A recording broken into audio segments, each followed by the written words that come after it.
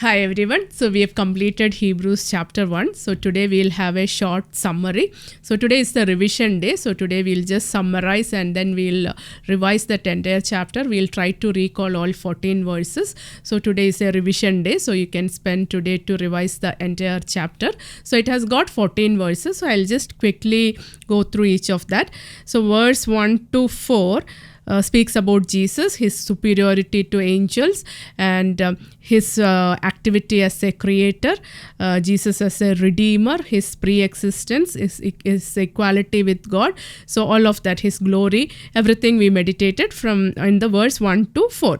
Right? Then next 9 verses, that is 5 to 13. The author is proving son's superiority to angels, right? Because the reason is in the earlier Jewish tradition, angels were venerated. So there was a chance that because of Jesus' human nature, he may be considered inferior to angels. So that's the reason he has quoted different verses from Old Testament and proved that Jesus is superior to angels. So next 9 verses, we are seeing that there are total 7 citations. So he's taken 7 citations from the Old Testament. So 6 are from Psalms and 1 is from Chronicles, 1 Chronicles, right? So the first one, for to what angel did God ever say, you are my son, today I have begotten you, which is taken from Psalm 2. We meditated on that. It is called the Messianic Psalm. So there we see that all the kings and the rulers set themselves against God's anointed, right? So we meditated on that. Next one is, I'll be to him a father and he shall be to me a son. This is taken from 1 Chronicles 17:13. Then we see that let all God's angels worship him. That is from Psalm 97:7. And of the angels he says, who makes his angels winds and his servants flames of fire, which is taken from Psalm 104:4. So we meditated in detail each of this. And again, next 2 verses is from Psalm 45. But of the Son he says, your throne, O God, is forever and ever. So we meditated Psalm 45. It's a ode to a royal wedding. So we said that's a beautiful psalm and it has a correlation with the Book of Song of Solomon and also the wedding feast of Lamb, which is given in the Book of Revelation. So we connected that and we meditated on that. Next is, and you, Lord, founded the earth in the beginning. So next 3 verses, it's from Psalm 102, 25 to 27. So we meditated on the creation and on the end times. And next is, but to what angel has he ever said, sit at my right hand till I make your enemies a stool for your feet? So that is taken from Psalm 110:1, right? So meditated on all these 7 citations. 6 are from Psalms and 1 is from Chronicles, 1 Chronicles 17:13. So when you meditate on this, right, when you memorize this, go back and meditate on the Psalm also, right? So we already did that, but try to remember, try to recall or try to connect, right? So that's how we increase our knowledge, right? We'll become more rich in our spiritual knowledge, right? So try to correlate, try to connect with the Old Testament teaching, always do that. Okay, so there are 7 citations using which there are 9 verses, 7 citations, 6 are from Psalm and 1 is from Chronicles. Using this, author proved the superiority of son to angels because there was a chance that son will be considered inferior because in the Jewish tradition, angels were venerated. But since Jesus was in human form, the author thought he may be considered inferior to angels. So that is verse 13. Verse 14, we just say, are they not all ministering spirits sent forth to serve for the sake of those who are to obtain salvation? So this also we meditated yesterday.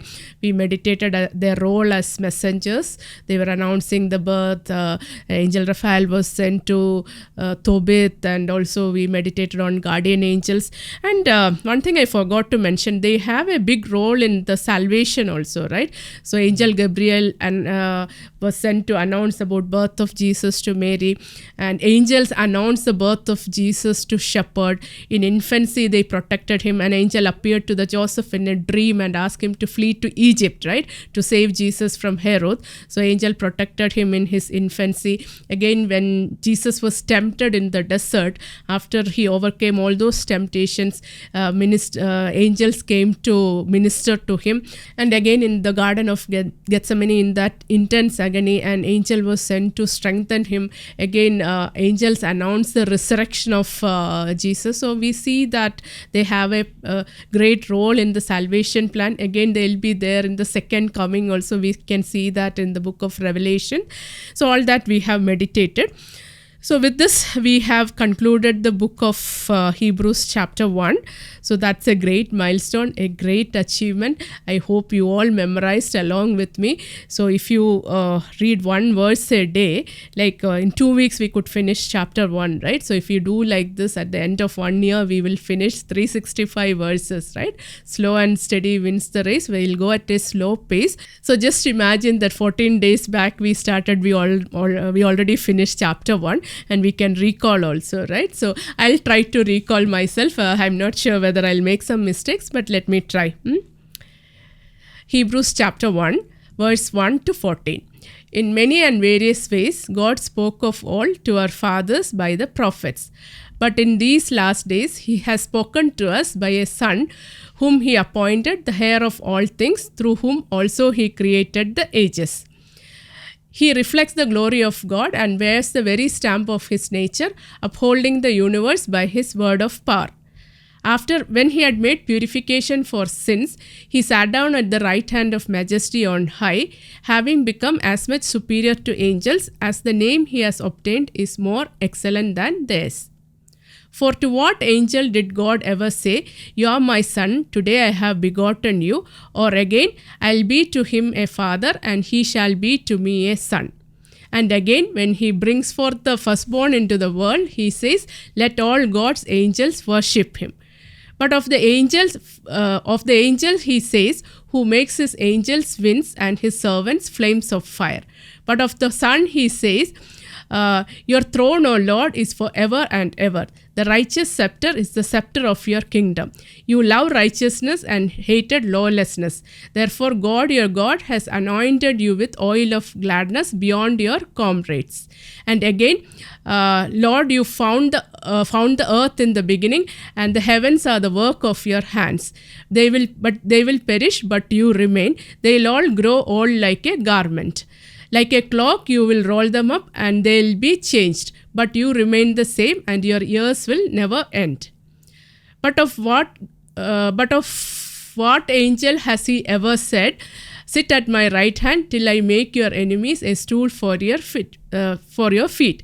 Are they all ministering spirits sent forth to serve? Are they all ministering spirits sent for the sake of those who are to obtain salvation? Thank you. God bless you all.